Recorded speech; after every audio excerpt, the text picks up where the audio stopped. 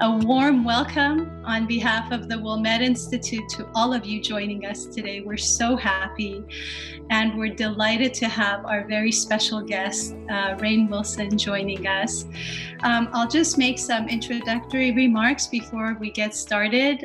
The Wilmette Institute got very busy working to respond to, of course, the great needs that rose out of the global health crisis that we have right now. And we have a lot of free programming and webinars, programs for youth and adults. And so for this one, Why Baha'i webinar, we were really thinking about how can spirituality help us at this time? And how can we work towards a world that we really want to see, both in a way that is inspiring and practical at the same time. So we're so happy that our guest will help us with that. I also want to dedicate tonight to remembering all of those who are affected in the global health crisis that we're all facing, whether it's people who passed away, lost loved ones, who are healing, who are serving in the health field, who are volunteers showing us the silver lining in these challenging times. I also want to acknowledge and remember our dear Judge Dorothy Nelson, who is a member of the Pasadena Baha'i community and an amazing judge, those of you who have read about her work. And she has had fireside chats, which are basically general conversations about the Baha'i Faith for decades in her home, and has truly been an example of what Baha'is all over the world and every nook and cranny are encouraged to do, which is to build community at the grassroots and have open their homes for people of all backgrounds to come and build community together.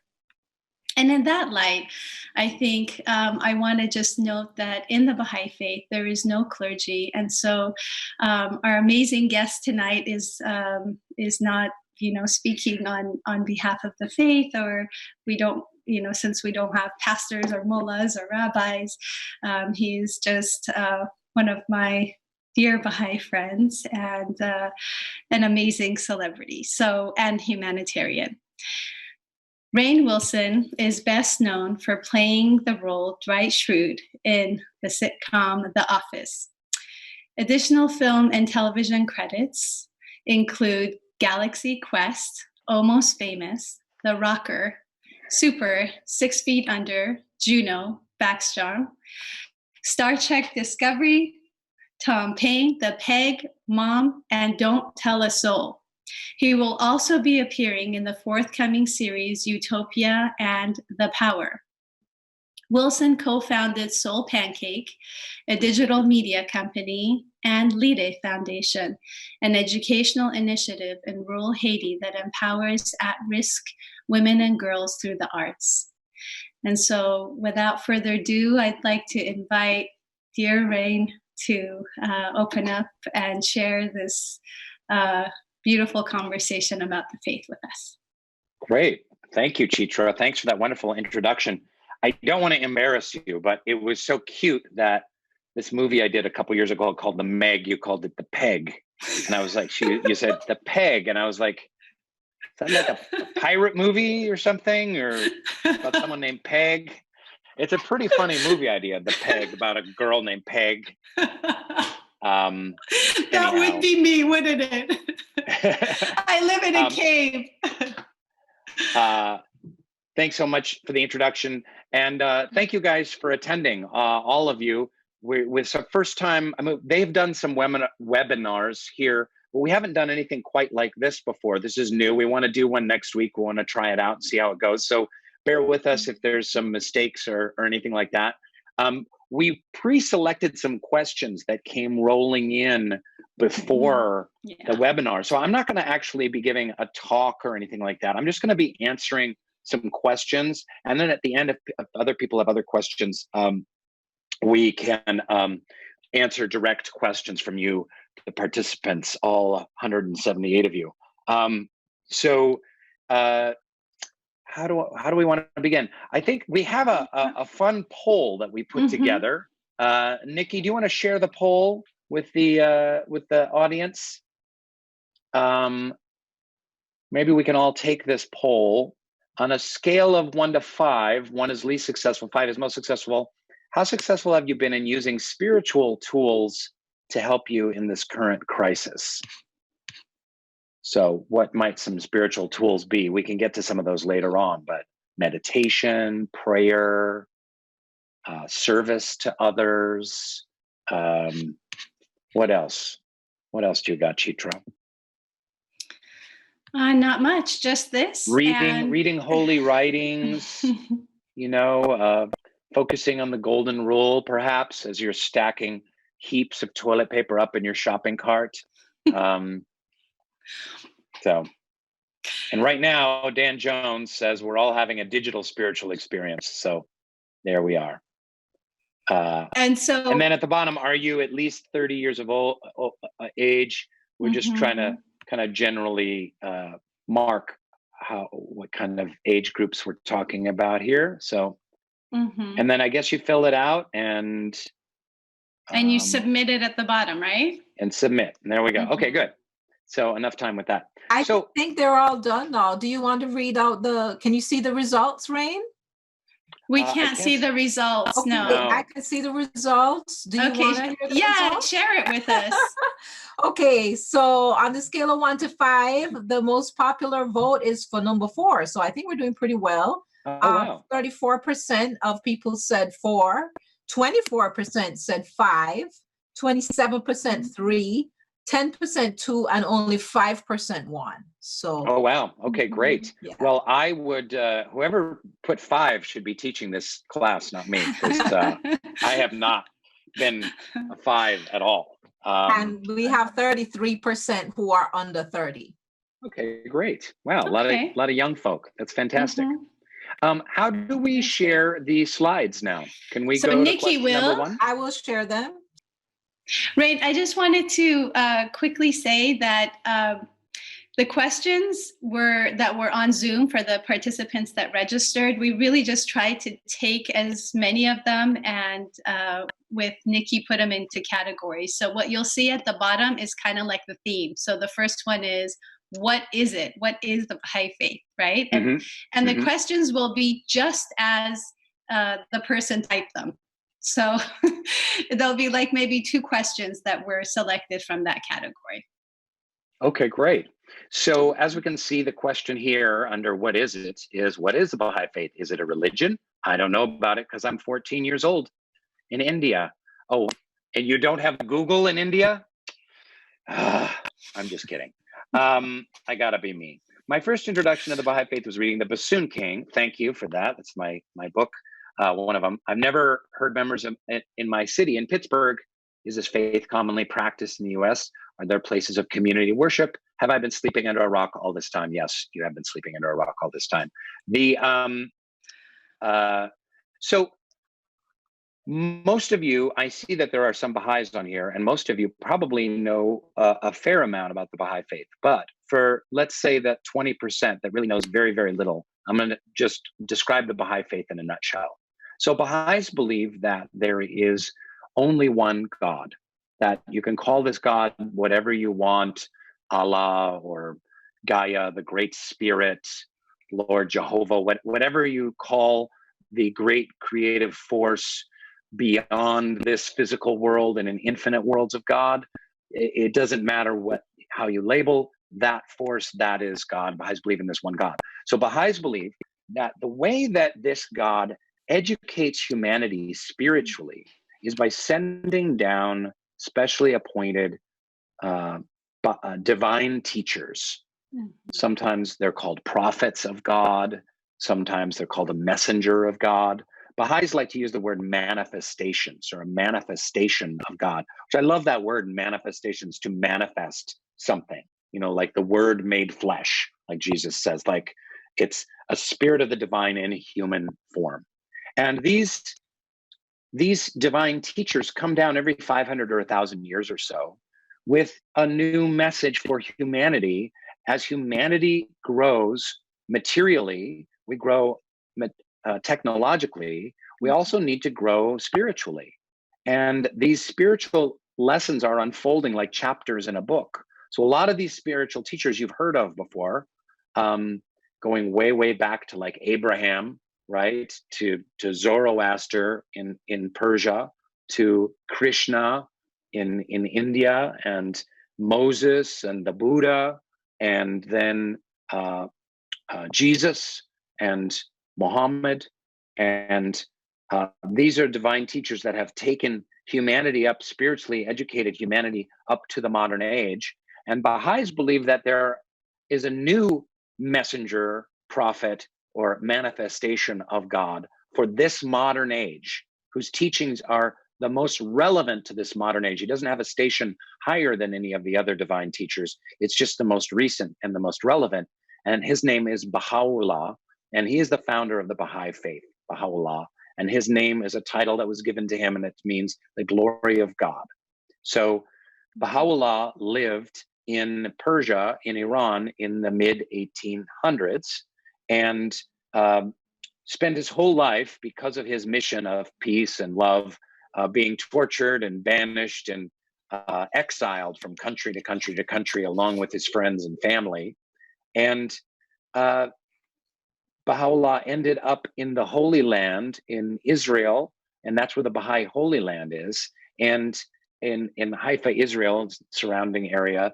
And we have to realize that this was very, very recent. This was the 1870s, 1880s, 1890s. And when I was a kid, my parents were Baha'is. When I was a child, this is a true story, there was a very special Baha'i teacher named Samandari. And when he was in his 90s, he came to Seattle, Washington when I was an infant. And there was a meeting just like this, only it was a meeting with, in a house talking about the Baha'i faith. And he held me on his lap. And when he was a kid, when he was like 14, 15 years old, he hung out with Baha'u'llah right before Baha'u'llah died. So it was like 1 degree of separation to Baha'u'llah. That's how recent Baha'u'llah is. So he wrote hundreds of books, tablets, prayers, and whatnot. And many Baha'i teachings, which I grew up with, are all Baha'i teachings, as far as I'm concerned, are incredibly beautiful.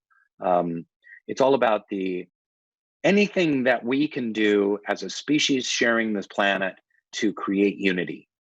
So anything that increases love and unity. So the equality of women and men, the elimination of racial prejudice, the elimination of extremes of wealth and poverty, universal education, the essential harmony of science and religion, and there's many, many more teachings, including the independent investigation of truth, that everyone has the responsibility to find the truth for themselves. So there's about 6 million Baha'is on the planet. It's the second most widespread religion in the world. And that means the numbers are not very high, but wherever you go, even on here, there's some Baha'is from New Zealand. I saw you go to Iceland or Namibia or Mongolia, wherever you go, there's Baha'is. And like Chitra said, there's no administration in the Baha'i faith. It's clergy. Clergy, we have administration. Did I say administration? Yes. There's no, thank you. Thanks for the correction. There's no clergy in the Baha'i faith, but there is a Baha'i administration. And well, I won't get into the nitty gritty of all the details. There's tons to talk about in terms of an introduction of the Baha'i faith. It becomes very, very difficult because you've got hundreds of years of history with tons of incredible heroes of the faith. There's books and books about the writings and teachings of Baha'u'llah. And you can look at them from the personal mystical teachings that are prayers and meditations that are very intimate about your relationship with God, praying and meditating. There can be teachings that are really about almost social justice issues. Like how do we transform the world through a spiritual revolution? There are all kinds of teachings about that. Then you could study the administration. You could study what Baha'is are doing today. There's a lot to talk about. I'm not going to get to it all right now. I just wanted to do the 5-minute nutshell. Thank you, Rainn. I think that was a great start, because now for the next question, people want to know how is faith and home and your fame all mixed together? How do you keep in touch? How being a Baha'i comes with a lot of responsibility, someone said. How does that, affect the way you live and carry yourself? And then, yeah, you could read the other questions about, do you try to blend in? Do you try to stand out? How do you determine who is a true friend in the Hollywood circles? Who's a true friend in the Hollywood circles? How about who's a true friend? How about who's a true friend, period, right? Exactly. The most corrupt industry I ever worked in was the insurance industry. I worked as an assistant to an insurance broker for about a year in New York City. It was far more venal and corrupt than anything going on in Hollywood. So you don't really know. But so the Baha'i faith is an important part of my life. I grew up Baha'i. I left it for a long time. Again, I won't go into my personal story tonight so much, but I needed to find my own way in my 20s. And came back to it in my 30s and 40s. And prayer and meditation is a daily part of my day. I do a lot of work with youth and junior youth in my area and my community. I read a lot of the holy texts. And, it's more and more I try and live the life, not necessarily of a Baha'i, because you don't need to be a Baha'i to live a spiritually charged life.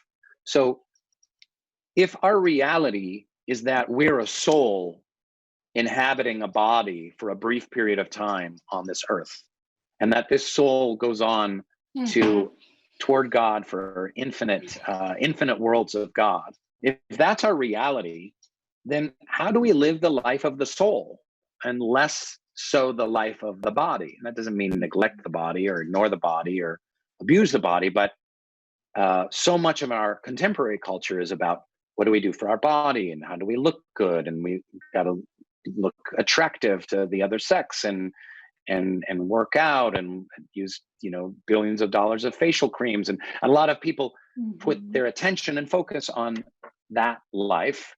And so my job as a Baha'i is to try and live a spiritual life in a very strange workplace. I'm not talking about Dunder Mifflin. I'm talking about working in the entertainment industry.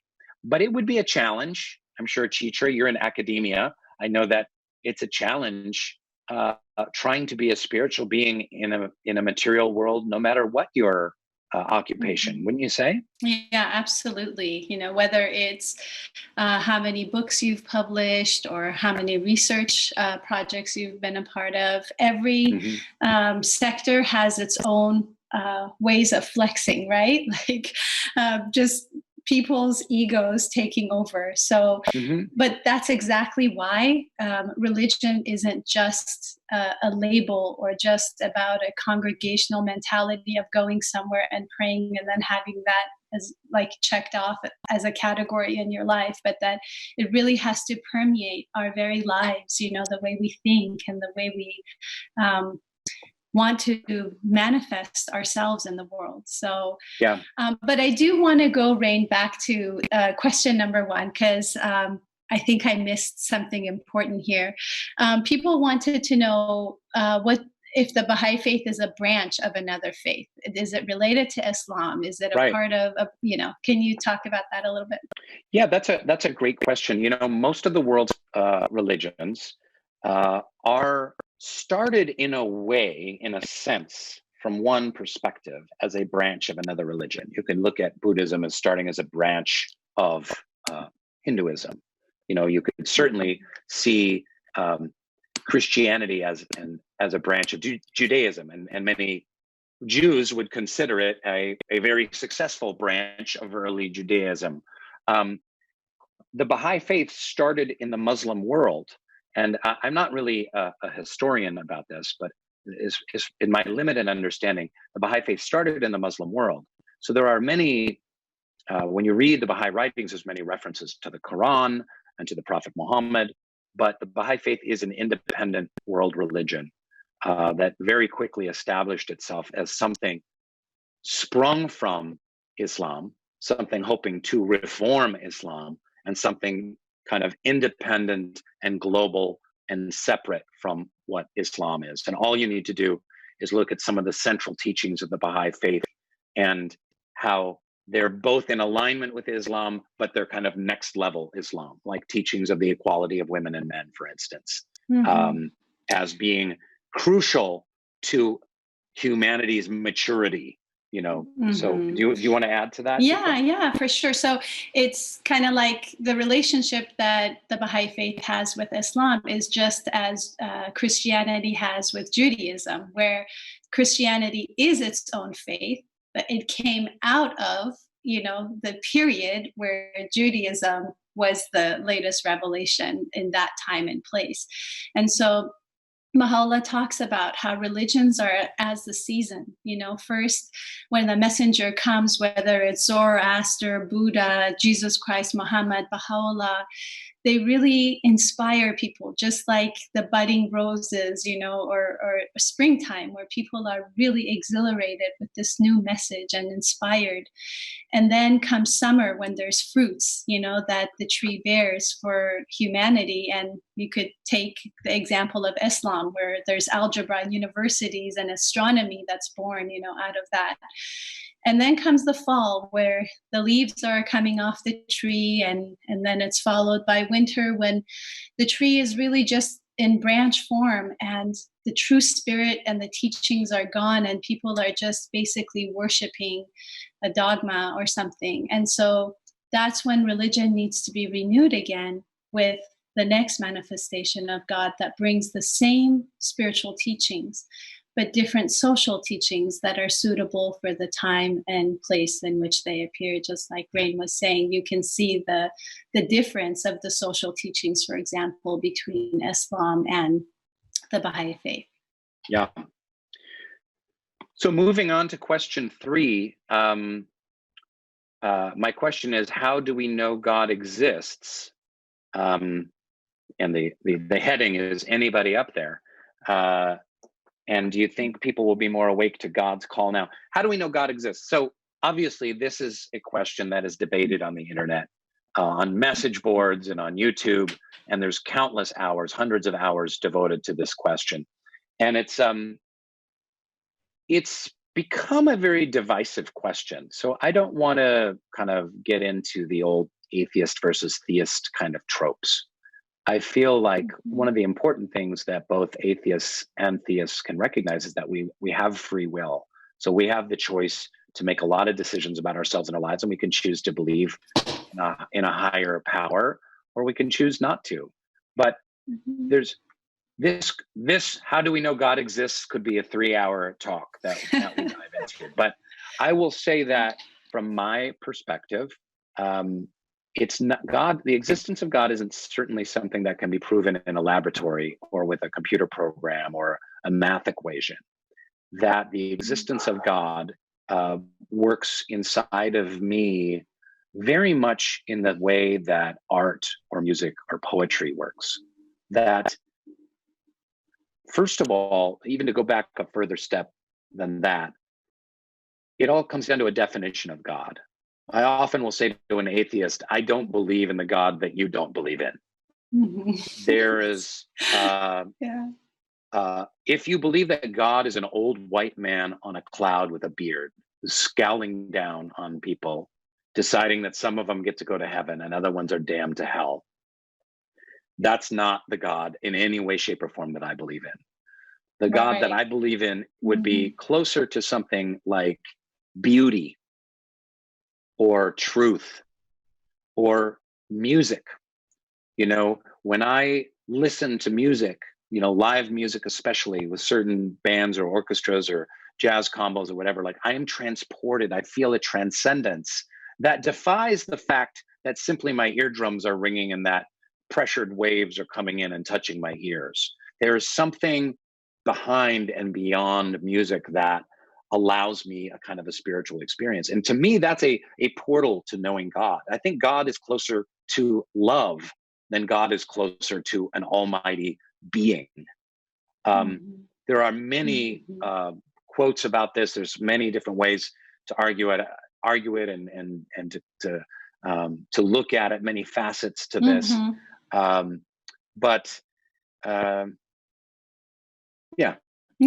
That's all I got on that so far. Yeah. No, it's interesting because sometimes even when, we're reading the Baha'i writings, there will be analogies and words that are very much, you think you'd find it in Christian sacred scriptures. And then there's parts where you think that it would be in Buddhism, and other parts you would think that it's, very similar to Quranic writings. So it's all an expression of the unknowable essence. Baha'u'llah describes God as an unknowable essence, right? That no matter how hard we try to put a name on it, we will never know God or, a higher being. But that really, the important thing is how we, to me anyways, how we plug into our spiritual part. So I know that in my personal life, if I plug myself into my spiritual side and am able to pray and meditate and fill my life with service to others, that is when it's like a lamp that is plugged into the wall and there's electricity flowing through it, and I feel like I'm alive, I can shine. But when I don't do that, I don't feel the current. And so each of us has to, I think, have that exploration of the divine for ourselves. Nobody can prove it to us. But to be on the journey is a beautiful thing. And to just say, I don't want to think about it, I think is missing something very special. There's one thing that is, there's a prayer that Baha'is say pretty much every day, and it says, I have been created to know thee and to worship thee, and it's a prayer to God. So right in this prayer, that's a daily obligatory prayer that Baha'is say, we know that we've been created to know and worship God. And yet the number one descriptor of God in the Baha'i writings is God's unknowability. God is an unknowable essence. Yeah. So we're created to know something that's unknowable. And I love that mystical side of the Baha'i faith, that I'm on a journey to know something that's ultimately unknowable. How do I get to know God then? I know God through his qualities. I know God through beauty, through honesty, through trustworthiness, compassion, love. I know God through nature.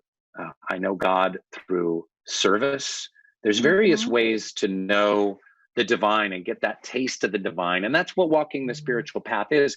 And again, you don't need to be a Baha'i to walk this spiritual path. Obviously, this is not a webinar to convince you to convert to the Baha'i faith, although you're certainly welcome to join the Baha'i faith. We'd love to have you. But for what's most important to me is having these discussions, is having elevated discussions about spiritual topics and getting people interested in the fact that spirituality can be a source for good, that religion can be a source for good. Spirituality and religion aren't necessarily the same thing, but they work hand in hand. They can make us better as people, and they can make the world a better place. And these tools are not being utilized by contemporary society in the way that they should be. So I love having these kind of discussions. And I love that you guys polled that you were at a 4 in using spiritual tools through this health crisis. That you're a very esteemed, elevated, enlightened bunch. So that's just fantastic. Thank you so much, Rainn. We're going to go to the next question, but before we do, I wanted to recognize a question from one of the youth. I think a couple of slides ago, he or she asked, how do you keep your ego in check, especially like in your teen years when everyone's obsessed with that? And so before I turn it over to you, Rainn, I wanted to just share something that You know, there's an indigenous American saying about the two wolves, right? That each of them vie for whether you should do things that are selfless and loving and filled with service, or be selfish and angry and self-centered and materialistic. And the one that wins is the one you feed.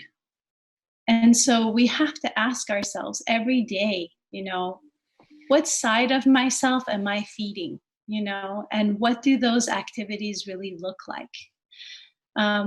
Of course, having fun is great, but then as we start to taste like being on this divine path, all of a sudden, fun has another meaning as well. It may not be what mainstream defines as fun. And once people figure out what their own fun and their happy place is, that's when they're really, really happy, you know, and they don't have to struggle so much with the ego. Of course, it's always there, but it becomes less and less. Yeah, I think it's interesting. So the Baha'i Faith, the Baha'i Faith has a very different view of Satan, for instance, than Christianity or Islam. Abdul Baha, who was the son of Baha'u'llah, came to the United States and spent about 9 or 10 months touring around North America. And when he landed in New York City in 1912, someone asked him, do Baha'is believe in Satan? And Abdul Baha said, yes. And they said, well, what do you call Satan? And he said, in the Baha'i Faith, we call Satan the insistent self. Oh yeah, so that's right. The Baha'i view of Satan is the ego. There's not an evil creature who's almost as powerful as the all good creature, but it's within us. It's the insistent self, and that is the ego. And we live in a culture where the insistent self kind of runs things. You know, it's in our political system, it's in our social media. It's in the way the news is brought to us, you know, with all those arguing, talking heads, everyone trying to prove points. I was thinking this about how broken our political system is when, you know, debates happen on the public stage and like who won the debate? It's like, you don't necessarily win a debate. You make points and you're going to choose, do I believe more with these points or do I lean into these points a little bit more? And usually who wins is who scores the knockout punch and the best insult. So we have a kind of a culture based on contest and insults and one-upmanship. And this comes down through, you know, through the way capitalism is, materialism. We need to completely reframe how we do anything and everything in this world. And now listen, I struggle with my ego all the time. It's a daily struggle. I'm struggling with the wolf. I'm struggling with the wolf, trying to feed the good wolf and not the bad wolf. I'm struggling with the insistent self. And, but this little personal spiritual question, I think ties into the next question number 6 that's up on the board right now, which is how do we know that it's the message for this time? Because I feel like in reframing Satan as being an evil guy with a pitchfork to a tiny little voice in your head that kind of wants to one up someone else and have increased status, that there's something really profound in that shift. And this is just a minor teaching in the Baha'i Faith, by the way. It's just one that I'm highlighting right now. And that is that the way that everything works is broken and is going to be increasingly broken as time goes by. Whatever system you work in, if you work in educational system, it's broken. If you work in philanthropy, it's broken. Economics, it's broken. Healthcare, I think I mentioned healthcare. Food, growing, agriculture, food distribution systems, political systems, certainly, because all of these systems are not based on spiritual principles. And so how do I know that it's the message for this time? Because when you dive deep into the writings of Baha'u'llah and his son, Abdul Baha, and Abdul Baha's grandson, Shoghi Effendi, that's kind of the spiritual lineage of the Baha'i Faith, the guardians and protectors of the Baha'i Faith, the underlying teaching has to do with completely reframing how everything is done in the world. reframing everything to the point of view of love and unity and service. And just imagine if agriculture, economics, healthcare, and politics were founded on, based on, and empowered by an engine of unity and love and service, and putting other people's needs in front of your own. So that very small question about how do you deal with ego is, we have to deal with ego on a personal level on a daily basis. And we have a twofold moral path. We have our own personal path towards personal growth, and then the path to try and make the world a better place.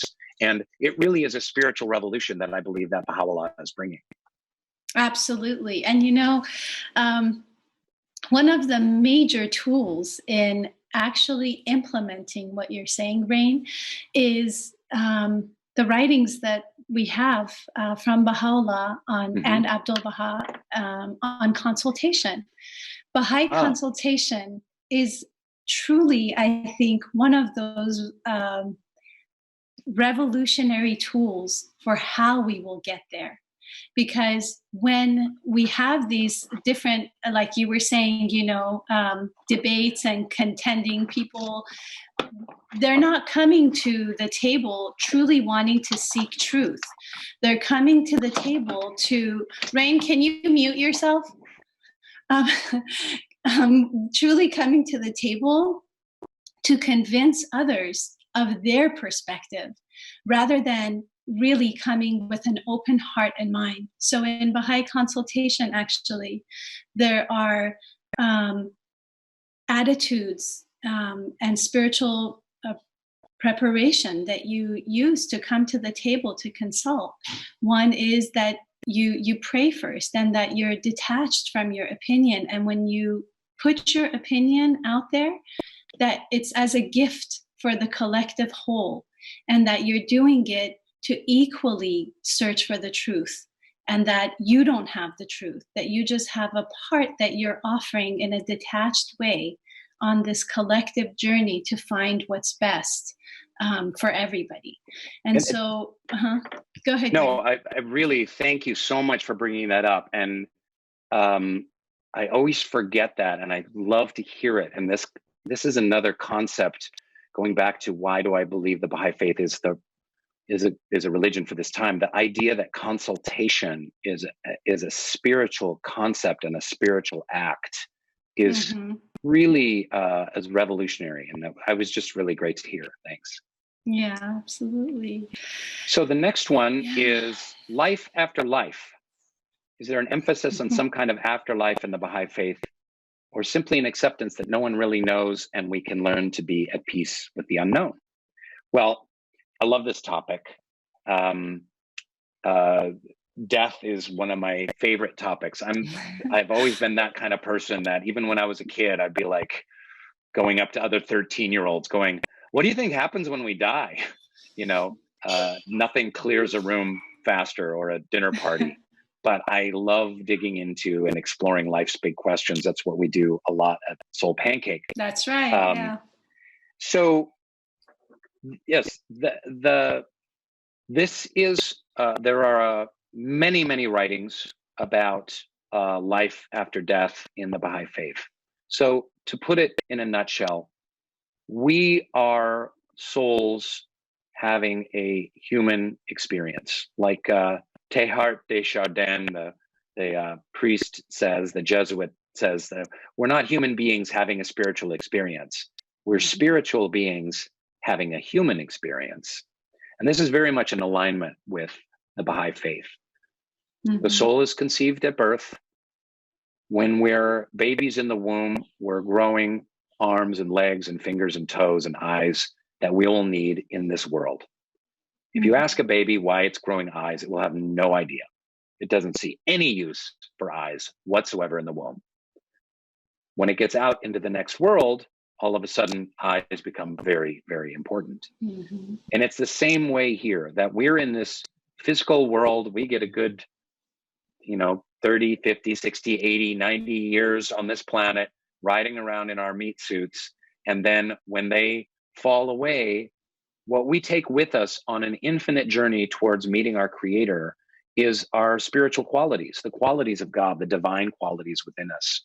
So compassion, kindness, love, humility, honesty, et cetera, et cetera. So that is our purpose here, is to grow those spiritual qualities. So this life is a way station, it's a stop along the way. So where do you think the soul goes then? Maybe share with us what Matawan, the Baha'i Matawan, New Jersey. Anyone here from Matawan? So we know in the Baha'i Faith, the soul goes to a place called the Abha kingdom, the kingdom of glory. I won't say there's no concept of hell, just like it's a very different concept of Satan in the Baha'i Faith. The concept of hell is really distance from the divine. Separation from the divine is its own particular kind of hell. So we all go to the next plane of existence.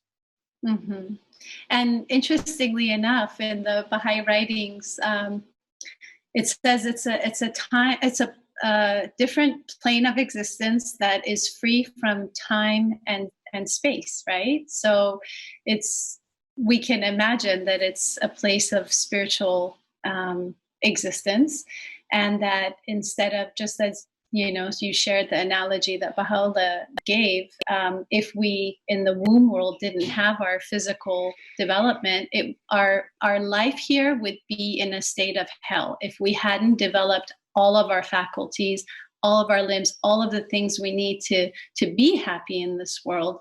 It's not that God is damning us, it's that we choose, we have free will about whether we're going to be developed and happy in the next world. So it takes that concept of this, all-powerful God damning or rewarding people to one of self-agency, that we have spiritual agency to advance or not. And I think this question is very relevant to this time. Obviously, they're talking about the possibility of 100 or 200,000, maybe more people dying in the United States from this over the next year and a half. And there's a lot of fear going on. Just today, I learned one of my favorite musicians passed away. Adam Schlesinger from the band Fountains of Wayne died today at 52 from coronavirus. I have a friend, a dear, dear friend of mine, who has stage 4 stomach cancer and has been given less than a year to live. And I've been very fortunate to be able to take a lot of walks with him, a lot of hikes. And he's agnostic, and to really share with him the Baha'i teachings on life after death and the life of the soul. And, I have to tread carefully. It's a difficult conversation. I'm not trying to convert him or anything like that, but I do talk to him about listen, you have a soul. I have a soul. We get a certain amount of time on this planet. We don't know what God's will is, and then we move on. So, and he has found these teachings and concepts, and there's prayers and holy writings about this, extremely helpful and soothing and uplifting. And it's been a real honor to share that walk with him. Thank you, Rainn. I want to go back to a question that was posed here, very specific, what is hell in the Baha'i Faith? So if we are just to build upon what Rainn was sharing with us. Matawan, New Jersey. Yeah, is, Rainn, please comment, but I'll just quickly share that, with that analogy that we were making, that hell is being far from the divine, being far from God. If we were to think that God is our ultimate beloved, to not be able to be close to our beloved is hell. And to be near to God and near to the one that is your ultimate love is heaven. So, and it's important to understand that this concept of hell in the Baha'i Faith is not just about the afterlife. We could be a hell in this world. I have been literally in hell in this world. I have been very distant from God at various points in my life, and with drugs and alcohol and behaviors I'm not proud of, and despair and anxiety and depression. for many, many years that left me extremely distant from God and filled with myself. And that is, it's a kind of hell. You know, I've tasted of this hell. So, and it's maybe something we all have to a certain Was degree. that the picture that you had on social media when you were like really clean cut? And then there was another picture where you were like, your hair was like all spiked. Was that the phase you're referring to? Oh, I don't remember that picture. I don't know. I'm not sure. Yeah, I think it was your passport pictures or something. Oh, that's right. Yeah, that's funny. No, both of those were a little younger than when I was in hell, or Bahel. Bahel is where Baha'is go. So, but this ties into how did you become a Baha'i? Question 8. For me, so I grew up in the Baha'i faith. Like I said, and I don't want to go through my whole life story, but I left the Baha'i faith when I was about 20 years old and moved to New York City, and I wanted nothing more than to become an actor and live a bohemian life. So rejected the faith of my parents, rebelled against my parents, against their beliefs, against their way of doing things. I didn't want morality hanging over my head. I didn't want to think about the moral laws that are in the Baha'i faith. I got kind of fed up with a lot of the Baha'is and how Baha'is did stuff, as we sometimes do, and just wanted to go my own way. And basically, long story, very, very short, and is when I was in this kind of hell, I was very unhappy. You know, I thought I had everything that I needed to be happy. I was a professional actor. I had a beautiful, wonderful girlfriend who's now my wife. I had a great group of friends. I had an amazing apartment in Brooklyn. I had it was a 3-bedroom apartment with a deck and bay windows for $800 a month, folks. Come on. But I was unhappy. Wouldn't have that now. Yeah, so then it became an exploration of like, why am I so chronically dissatisfied? Why am I anxious and depressed all the time? And I went back to the faith of my childhood and thought, well, maybe it is a spiritual path that I'm missing. Maybe this would be helpful to me. So I explored all the religions of the world and read the holy books of the world's religions. And then eventually, again, long story, very, very short, came back to the Baha'i faith and found in it what was missing. And it hasn't been easy. I have been far from any kind of perfect Baha'i or anything like that. There's been a lot of struggles and ups and downs. Only you're close. You're close, Chitra. Rainn, and your daughters. Rainn, we're going to have to take this offline, but continue, please. I can get very mean. I don't believe that for a second. So anyways, I'm a Baha'i, but my journey is not complete. You know, just like if you're a Christian, your journey is not complete, or you're a Buddhist. You know, we are seeking nirvana. We're seeking enlightenment. Speaking of nirvana, that's them playing in the poster behind my head. How about that? I continue to try and learn and study more about the Baha'i faith, its teachings, its mystical ideas, and its history, and spread the ideas of the Baha'i faith and have elevated discussions. And then question 9 says, Rainn, I was introduced to the faith by a patient of mine, listened to your podcast for a year. Interesting. So I do a Life's Big Questions podcast called Metaphysical Milkshake with this writer, Reza Aslan. I don't think that's the one they're talking about. I have this other podcast that's listened to by a couple dozen people that is a Baha'i podcast where I interview Baha'is about the intersection of their work and their faith. Chitra, I got to get you on the podcast one of these days. And so I've done about 30 episodes or more of this. And but I've more and more been hearing a lot of people listening to that Baha'i. It's called Baha'i Blogcast. And it's an interesting way to learn about the Baha'i faith as you listen to various Baha'is and their paths and their struggles and their issues. So she recently passed away. Oh, she listened. I missed this part. That's sad. Yeah. She recently passed away, which prompted me to contact the Baha'is, found one, and I declared, any advice for a new Baha'i feeling so much to learn? You know, I think Yeah, advice for a young Baha'i, I would be to be like really brutally honest. I think sometimes Baha'is themselves can be the biggest test, and it's a beautiful community, but it's a young community, and it's just the religion itself is only 170, 180 years old, something like that. So it's new how it's working. The numbers are small, and to remember that really the true meaning of being a Baha'i is being a lover and a follower of Baha'u'llah and Baha'u'llah's teachings, and serving humanity with those teachings. So if you stay true to that, if that's your rudder, if that's your true north, you can't go wrong. Great advice. Try anything to add? Yeah, no, that's great advice, really, that, anytime we're on any kind of journey, it could be academic, it could be spiritual, we're tested, and it's through those tests that we grow.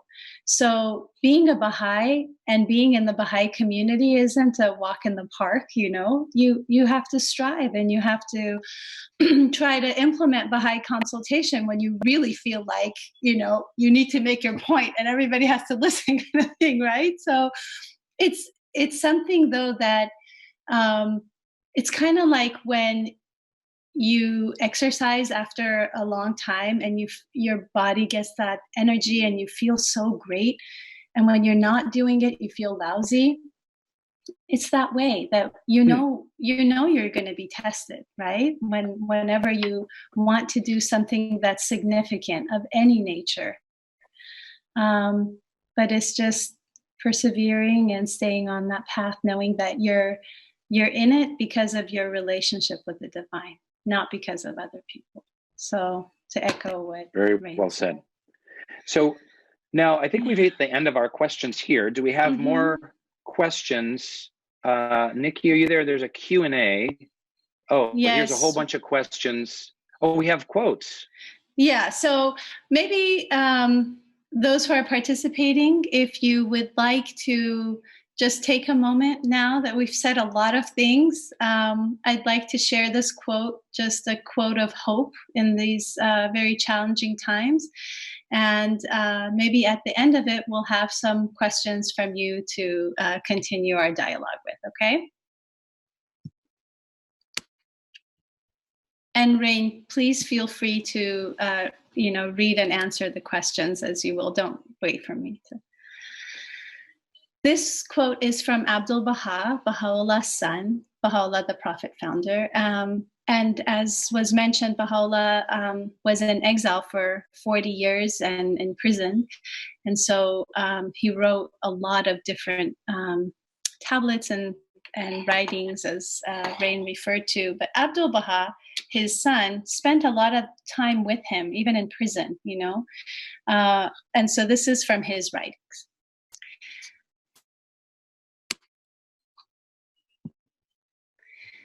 Lift up your hearts above the present and look with eyes of faith into the future. Today the seed is sown, the grain falls upon the earth. But behold, the day will come when it shall rise a glorious tree, and the branches thereof shall be laden with fruit. Rejoice and be glad that this day has dawned. Try to realize its power, for it is indeed wonderful.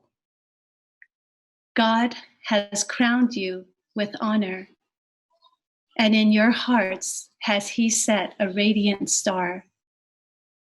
Verily, the light thereof shall brighten the whole world.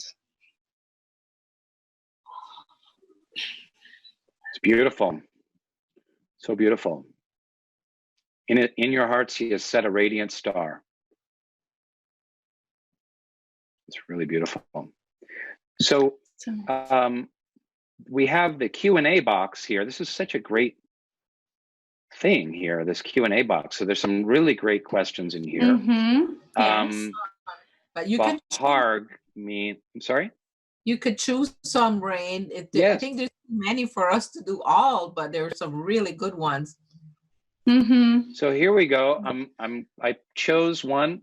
I've been in acting industry for 5 years as a Baha'i youth. I've been having struggles with the industry since I turned 18 as a girl. I wonder what your advice would be as a Baha'i actor. Well, I'm not sure what kind of struggles that means. I don't know if that means that people were inappropriate or overly sexualizing you at 18 or something like that. I don't know exactly what that means, so it's hard to answer the question. But I think people often ask me about becoming an actor kind of questions and spirituality. And there was a couple of other questions in here about balancing spirituality and acting. And I know we got, here's another one. How has Baha'i influenced your artistic work and career? And for me, I did a very intensive acting training in New York City in the graduate acting program at NYU for 3 years. And then after that, I did 2 years of Shakespeare touring, bus and truck touring, and did countless workshops on clowning and movement and theater games and improvisation and all theater of cruelty and all kinds of different aspects. And I think in LA, people think, oh, it's taking a couple of on-camera acting classes and then getting a mayonnaise commercial and then getting an agent and then having your own TV show. There isn't kind of a sense sometimes with young actors of like, this is a rigorous craft that one pursues. So it is an art. And I recommend to young actors getting the very best training possible and devoting themselves to the craft of acting. It's a craft of bringing text to life, transforming your body, your soul, your character, who you are into characters that you play and help tell stories. And you can do that in the theater, or you could do it in TV and film. There's lots of different ways to do it.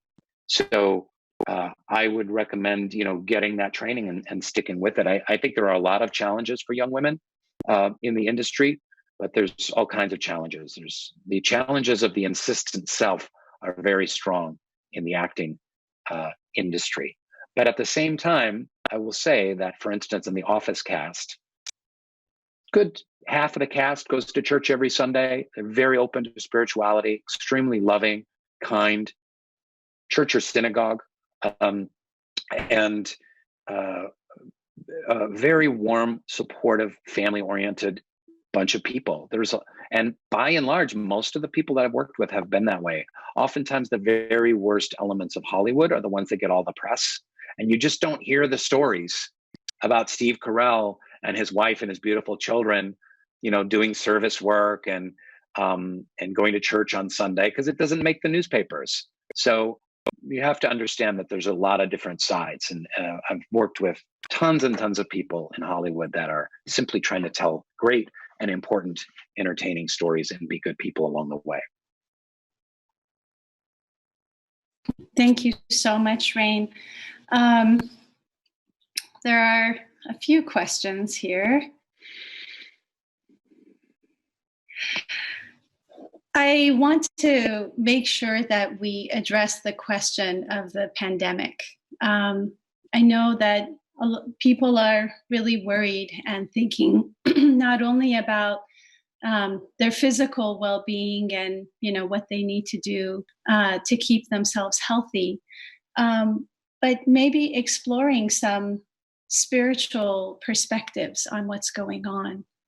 So I wanted to just read, so one person asks, are we being tested right now with this pandemic? So maybe I can also add to the question by asking, what is the perspective of the Baha'i Faith, if we want to discuss, on tests and calamities, individually and as collective humanity? Yes, especially with our relationship with Mother Earth, other species on Earth, because as we know from the Baha'i writings, we are to be the stewards of the Earth and to truly see ourselves as having a planetary having that planetary consciousness that's needed to take us to the next level.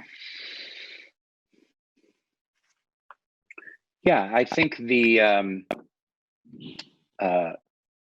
we're taught in the Baha'i Faith that there are great forces at work in the world right now. There are forces of disintegration and there are forces of integration.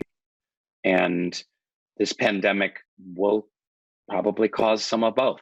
You know, it's going to cause a big economic recession or depression. A lot of people will lose their jobs. There will be tremendous difficulties in front of a lot of people. And really, my heart goes out to them. At the same time, if it does, like Chitra says, remind us of our global path as a species sharing a planet and how we need to share technology, share love, share support, interact with each other on a different level, I think it's brought a lot of perspective to that. I think people see themselves much more now as world citizens than necessarily they did a month or two ago. And that can be a good thing. That can help cause some of the process of integration that needs to happen. So there's a lot more to be said on that, but good. Yeah, absolutely. I just wanted to say something about that too. I don't know if it was fake news, real news, what it was, but there was definitely a lot of sharing about how one of the agencies in China sent a shipment of masks to Italy, and it had "We are all waves of one sea" or something, which you know is a quote from Baha'u'llah. And it is really amazing for humanity to see that we are all struggling together with one common aim, you know. As you mentioned, the process of disintegration, you know, seeing the digital divide, seeing that, okay, you know, while some of us can hop on and connect with others and take a whole bunch of classes, that others don't even have internet access. You know, they don't have devices that they are able to, you know, use for like major coursework or to create music or, you know, all of the things that we take for granted. So I think there's a lot to be learned from our personal and collective suffering. Without tests and challenges, as Baha'u'llah says, the gold is purified when it goes through the fire, that we can't grow spiritually unless we're tested. So, okay. There's a bunch of other questions. I don't know how long we want to go, guys. There's so many amazing questions. Alex, and we don't want to tire you out either. I'm fine. It's been an hour. It's been 1 hour. Do you, you know, it's been an hour and we've only lost 10 people, so we're doing pretty good. Right. Alex Andrzejewski says, do you believe we have limited time to combat climate change? And if so, how do we make this monumental priority shift from money to caring for the well-being of our planet? And thanks for bringing up climate change, because to me, climate change is the granddaddy of all causes out there. Anything that you care about, racial justice, empowering women, you know, extremes of wealth and poverty, economic justice, everything pales in comparison to climate change. I hate to say it, but it's true. It may not right this second, but 20 years from now, 50 years from now, 80 years from now, we're going to be seeing hundreds of millions of climate refugees. And half of them are going to be women, and many of them are going to be poor, brown-skinned people from races that have been subjugated historically in many ways.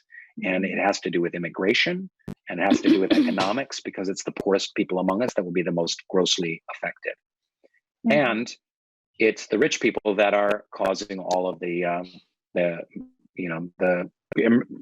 the largest carbon footprint. And so, I mean, you probably, all 164 of you, I just lost 6 people. I started talking about climate change and like, okay. But there's a spiritual component to climate change, which is that, again, we are all creatures inhabiting one world. We've lost a respect and love for Mother Nature. We've lost a humility with Mother Nature. Again, we prize our materialistic well-being over peace, unity, love, and serenity. And climate change is the great human issue. In some ways, this pandemic is a warm-up for climate change.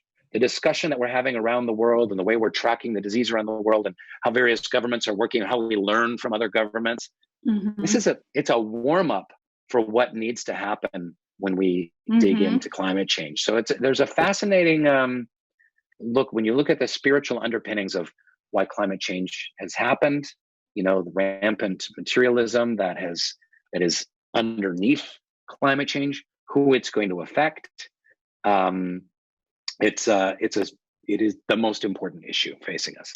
And when you were talking about the other social justice issues, it's so interesting when we think about, in the beginning, you were sharing the principles, of equality of men and women and independent investigation of truth, elimination of all forms of prejudice.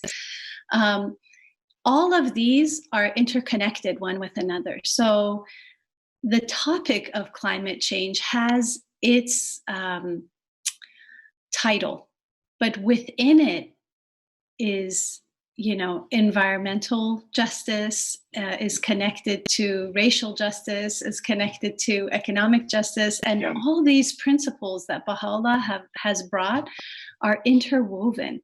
So even when we think, we cannot conquer one without the other. We can't think that we're going to focus on climate change without addressing universal education, without addressing equality of men and women, because if we have universal education, we have to have the equality of women and men. So as Abdul Baha says, women have not been given the opportunity for the world to truly become balanced in its feminine and masculine influences, right? So the interconnectedness, I think, of all the social justice issues and then the way Baha'u'llah addresses them are really one and the same. If we truly are to make progress, that we have to do it from a holistic perspective. Well said. Someone asks, how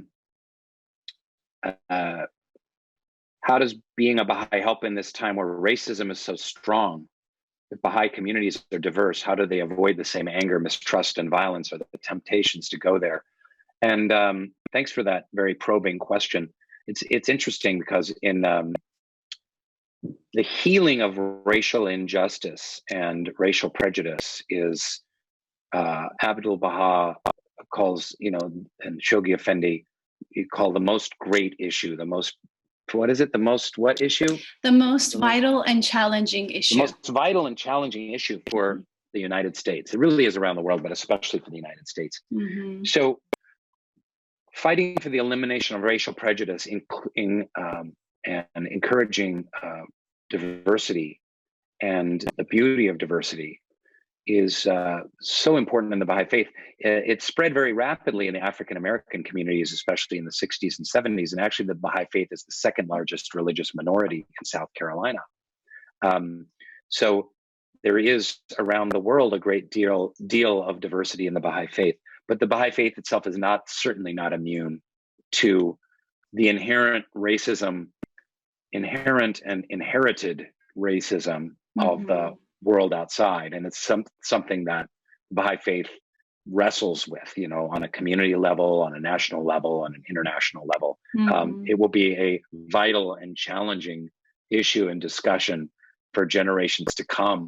The racism that I've inherited through my privilege, that I kind of bring into any kind of discussion and interaction. I have to challenge myself in a lot of ways as well, and it's a struggle. That being said, when it works, it's amazing. When you go to some Baha'i gatherings and there's racial diversity and a tremendous love and a whole lot of interracial marriages. Interracial marriages and the uplifting of African American and Hispanic American arts and culture. And then it's a really beautiful thing to see. It's a really beautiful and profound thing to see. Yes. And I think that, the writings, Baha'u'llah calls upon Baha'is to be the defender of the victims of oppression. And I see there's a question here about the LGBTQ community as well. And for any oppressed, community, that the Universal House of Justice asks that we uphold human rights for all communities, even though, the Baha'i writings are very clear about marriage and that it's between a female and a male. Still, that our job as world citizens is to truly uphold the rights of all and to love all and accept all and work with all in building an ever-advancing civilization. I also wanted to share that the Wilmette Institute has an amazing course on climate change, sustainable development, and the prosperity of humankind. We also have a course, Anti-Black Racism in the United States, which really gets deep into multifarious issues regarding this topic. It's no joke. It's a really amazing course. And the goal of it is to inspire us to be change makers in a way that is unifying and not divisive, and that we pay as much attention to solutions and not get stuck only with the problems. I remember being in graduate school and, most of the 6 years was unpacking the problem. Like, how is there any time going to be devoted to what's working and what's the art of building world peace? What is the art of consultation? What is the art of social change, And so I think that I wanted to just offer those things because there's a lot of room for us to all learn and to work together. There's also amazing webinars on the Wilmette Institute website, wilmetteinstitute.org. Free Talks, I think is called, so you can check that out. Love a good webinar. Love me a good webinar. But I think one thing, Chitra, that you said there that is so important is another aspect of our culture. I talked about our culture being one of contest, of one-upsmanship and competition, and asserting oneself over someone else, being prized. We also live in a culture of protest. We live in a culture of protest. It's very easy to protest something. It's like, oh, here's some injustice over here. Look at that injustice. Oh my God, I can't believe this injustice happens. And then you sit there and wait a while, and there's another one. Oh my God, there's an injustice over there. So kind of going back a couple of questions, I think that certainly it's important to recognize injustice, and certainly it's important to fight for victims of injustice. But it is most important to be doing something, building something positive that can fight injustice and heal injustice and bring people together. And that's what Baha'is are doing. And my dad always tells this story, and it's a wonderful story. So I grew up in a Baha'i home. And so when like Mormons would knock at the door, or Seventh-day Adventists or whatever, we'd invite them in and have a Bible study with them. And then we'd share our point of view and, learn about their religious faith and stuff like that. And I remember there was a meeting, there was some Christians came and they were talking about the kingdom of God on earth. My dad said, so how do you believe the kingdom of God on earth is going to happen? And this particular sect of Christianity said, well, we believe that in the future, Jesus will come down from the sky on a cloud. There'll be a trumpet and angels, and the city of God will come down. There'll be a rumbling and light, thunder, flashing. Everyone will look up, and the city of God will come down, and then all the good people, the saved people, and the believers will get into the city, and the city will float away to heaven with Jesus, and then everyone else will be left on the earth, and bad things will happen to them. And they were like, how do you believe? And my dad said, well, it's pretty similar, actually. He said, there'll be a rumbling from the sky, and everyone will look up, and there'll be lights flashing and loud noises, and the sky will open up, and down from the heavens will come some shovels and bags of cement and lumber and nails, and a piece of paper will float down, and it'll say, Kingdom of God on earth, build it yourself, kid. So that's where I kind of feel that Baha'is are working is trying to build something positive and unifying, to build a kingdom of God on earth. It's a lot of hard work. And it's a lot harder than simply shouting at your computer screen or shouting at your television and simply protesting the injustice that's going on. So I think we should kind of wrap up. Someone said, is there a ceremony that you participate in to join the Baha'i Faith? No, you can simply join the Baha'i Faith by, you don't have to do anything. You can just read a little bit about Baha'u'llah and say, I believe that Baha'u'llah is the most recent divine manifestation of God, prophet of God for this day and age, and you're a Baha'i. You can do it internally, read a little bit, learn a little bit about it, and that's it. You can sign a declaration card, which allows you to vote in local elections and be recognized, and you get the amazing correspondence like the American Baha'i magazine and stuff like that. But that's really all there is to it. And we certainly urge you, if you're interested, to investigate that. But that's not really, again, what this is about. This is about, we Baha'is would love to unite with similar thinkers, similar servants of humanity, people interested in the spiritual path, Christians, atheists, Muslims, Jews, agnostics, Buddhists, whomever you are, nuns, and by nuns I mean N-O-N-E-S. That's the largest growing religious faction in the United States, is nun, like spiritual but not religious. But we would love to join together with everyone to try and make the world a better place. So please look up the Baha'is where you live, work with them, volunteer with them, serve with them, pray with them, do children's classes and youth classes, junior youth and teenage classes with them. Potluck with them.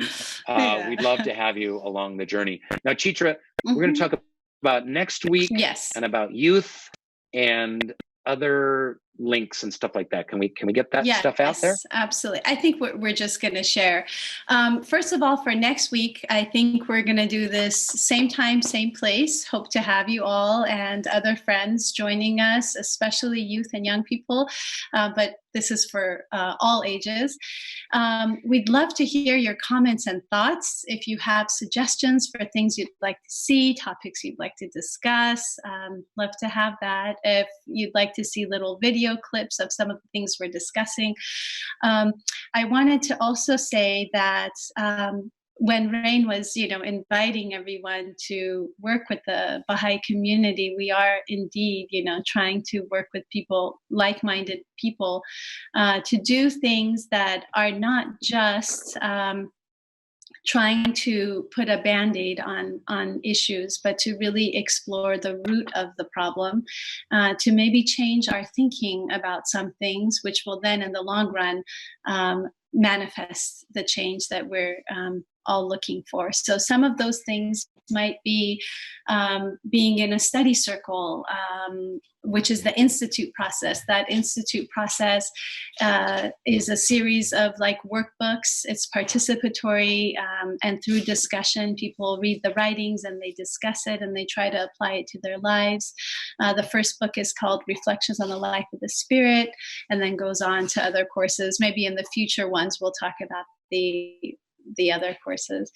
And then there's junior youth groups where, junior youth from all backgrounds come together and they really think deeply about the forces in society and the decisions they make and how they're going to navigate, where they are and contribute to the betterment of the world. And then there are children's classes that really help nurture the spiritual qualities, that will be foundational for a lifelong service. And then there are devotional gatherings where people get together in homes and, share prayers or words that are inspiring to them. These are what we call core activities, right? Nikki, can you be sharing the final slide as she's talking about this? Please continue, Chitra. Yeah, absolutely. And so there are core activities all over the world. And right now, with these core activities being on mostly Zoom and other, ways through technology, you can essentially be on a devotional gathering that's, in another city or another part of the world, if you wish. I know that right now the Baha'i House of Worship in Wilmette they're having daily prayer gatherings that you could join online. So there's so much for us to engage in, and I really look forward to seeing many of you next week with your questions and comments. And I want to thank Rainn Wilson for being so generous with his time, sharing his life and faith with us. And hopefully we will have some more discussion next week. So thank you, everybody, for being here. And thanks to the Wilmette Institute for making this happen. Thank you, Wilmette Institute. Thank you, Chitra. Thanks for Nikki and Boyd and everyone behind the scenes, Rob Stockman. You guys are so great. And we only lost 40 people, and it's been an hour and a half. That's pretty amazing. Thank you for your patience and your stalwartness and determination, all of you.